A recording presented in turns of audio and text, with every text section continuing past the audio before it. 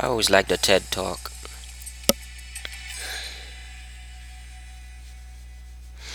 It is time for me to update.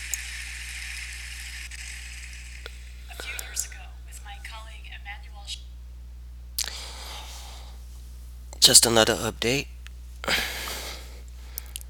It's the weekend, Saturday.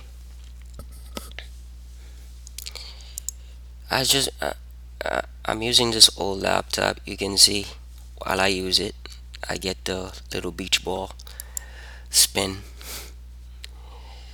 So maybe this recording might not work perfectly, but it's February 27th. I'm just recording the process. You can hear my stomach growling on this, so hopefully not. I'm just recording the process of what I'm doing and the Art for Cure campaign type of thing that I'm trying to do. So it is part of the Give Love to Sickle Cell challenge that I started, Troll for Love thing that I started on Valentine's Day. So I've challenged myself to do this, to continue to do some sickle cell awareness throughout the year and hopefully change lives, but as well just give myself something to do instead of just feeling depressed all day. So those are my goals. I have some good news. I've reached out to a writer. I reached out to many writers actually, but only one replied so far, and it is a writer for the Greenwich Times, Greenwich, Connecticut. And we had a nice conversation on the phone yesterday. And the plan is in a couple of weeks, she and a photographer for the Greenwich Time will come to the studio space and take photos of me painting for the story. And hopefully, the story will help the Patreon that I started, the SCDAA meeting, board meeting, where my ideas for having a fund will be presented has been delayed by at least a week, pushback. I'm not sure. So I can't really say anything about it like I'm saying right now, but it's just to keep things open. I have 6 patrons as of this moment of recording, and I thank the 6 people who believe in my work and what I'm trying to accomplish and with Art for Cure at Patreon.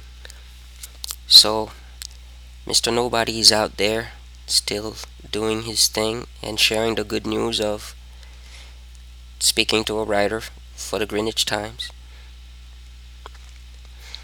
And hopefully we can get our story on the newspaper and reach people who have the power to change lives. This is what this art is about. Just sharing myself, my life, what I'm trying to do with my art. Because I believe I have a lot to say with my art. I just don't have the opportunity to do it. I mean, if my mom did not die when she did, if I had parents pushing me, if I had support pushing me, if I had canvases just laying around and paint just laying around, what would I be doing instead of talking right now? So this is an update. I did get to meet Mr. Winfred Rembert. I thank him for being so gracious and meeting him. So I spoke about that before, but I still think about it. I'm excited that I got to meet him. I want to talk about this section of my Patreon. This is an important section where here's a pledge. The pledge is $191,000 or more per month. You know, it could be a one-time pledge, but the person would get a reward where I would just start creating a new series that I wanted to create in a long time. I've always wanted to create a series called Haitian Superflat, Haiti and Japan. But the second series I wanted to create was a hip hop history series where I paint some of the people that I saw on TV that inspired me, like Big Daddy Kane, Slick Rick, back in the day when hip hop just started getting like mainstream. Those were the guys that I used to watch in the 80s, late 80s, and just checking out their videos and just thinking about those moments back when hip hop was hip hop. When I was thinking about these things, and I'm thinking about painting those kind of legends. I want to paint those big icons of hip hop before, before Biggie, before Tupac. Those guys back in the 80s, man, huge dudes, you know, people that are not, millionaires right now, but they really were the foundation of popularizing the music today. So yeah, I wanted to paint those guys. And as a challenge, as a challenge, I wanted to talk about what it would take to change a life. What it would take for me to become a great artist and show at a place like the Guggenheim Museum, you know, and be like this brother Kehinde Wiley, who is a major artist, major, major talent as well. He's a great painter. And I saw his documentary where he has his own studio, and he has a staff of 50 people who help him paint. They paint on his canvas, and I'm like amazed by that, shocked, but amazed. But I don't want to have a staff of 50 people. As you can see, my beach ball is going. So yes, I have an old MacBook. I love Macs, but they tend to get old. I can't afford them every year. So this one is about many years old. Let me see how. Let me see which one this one is. Not about Safari. About about this Mac.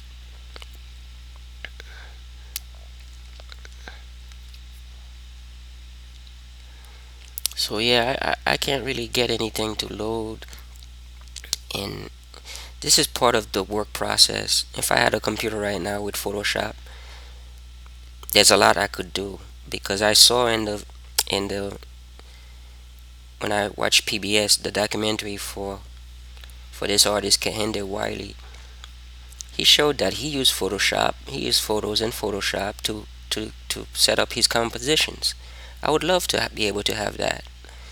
A Photoshop and MacBook.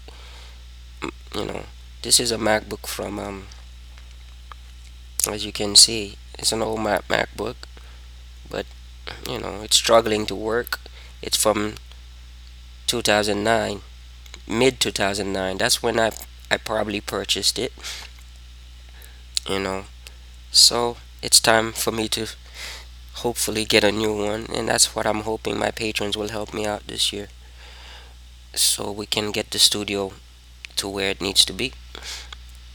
So yeah, I was talking about this trolling type of. If you read this section, why I asked for 191,000 for one patron to click that button. So I don't know. Maybe somebody in Greenwich, Connecticut, if they read the news story that is gonna be written, maybe somebody would click it. You never know. This is part of the challenge. I want to give people an opportunity. If you give people an opportunity to do good in this world, they will do good. If you can spotlight what is good in this world. We call money evil, but money can do a lot of good. And it seems like only the rich have the voices, that are loud enough to make a difference. It's sad, but it's the truth. So yeah, that's why this pretentious number is right here. But it's a serious number. it's serious because that's what it would take to change, to have this blow up, to have artful cure taken seriously, to have sickle cell awareness be on front pages. Instead of a death of a person, you have it. You have art. You have an artist fighting for a message, fighting for a voice, fighting for a group of people who are suffering with a painful illness. This is what I have. This is what I can relate to. I have sickle cell. I have to get treatment once a month. 6 bags of blood in a machine, phoresis machine.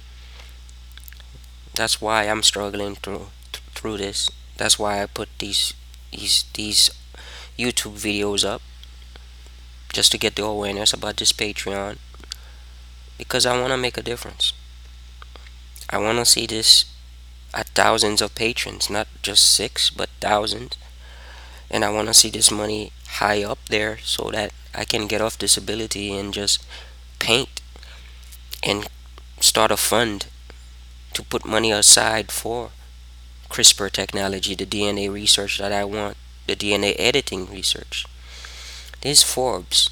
I don't want to be a member of the $1 billion club, but I want people like these people. They have the power to simply change the world. They have the power to simply do something that I can't do by myself. As a poor person, your voice is limited. But one of these people could click that $191,000 pledge, because only one person can do that pledge. That's part of my art. That's part of my challenge, to find somebody out there who is able to do so. When you talk about billionaires, you're talking about people who have a lot of billions, you know. So it's an interesting thing. When you have more than $1 million, things start changing. So yeah, I want to see things happen. You see the world's youngest billionaires, people who are making things change. These are people who can actually click that and make a difference with the sickle cell awareness that I'm trying to do, and make a difference with the fund that I am trying to raise. I want to be cured. I want my pain to end. I'm not gonna take long this time, but I just want to share that with you. That's my vision. That's why I'm trolling, and that's why I'm asking all my followers to become a patron. I have followers, but it's hard to get people to care and click. It is very, very difficult. Very difficult. You won't believe how difficult it is to get people to care. Just to care. It's very, very difficult. You know, when I share this right now, I click right here and I share. I share this post right on my Twitter. I'm gonna click tweet, for my Twitter, and here's my post. You know, and I'm gonna put hashtag art for cure.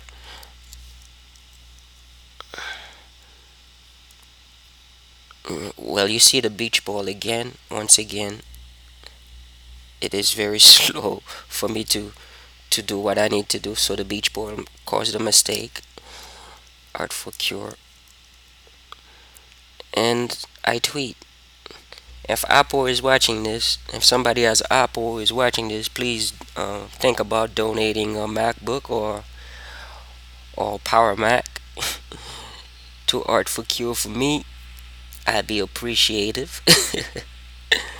So yeah, this is what I'm doing, and I just want to be as transparent as possible for people to understand why I spent so many years on Twitter, and why I try to learn how to get followers to follow you, even if many people are trolling me by sending me eggs. That's okay. It's like, as long as Twitter peoples don't delete my account, that's fine. People try to report me to support, whatever. That's okay too. I'm just trying to bring awareness. Why do you think I tweet 6,000 times in the past years? I tweet about everything, always talking about my pain, always talking about sickle cell. If I'm in the hospital, I'm tweeting, you know. It's all about the awareness that I try to raise. So this year, it's part of the art. I want to create the art, you know.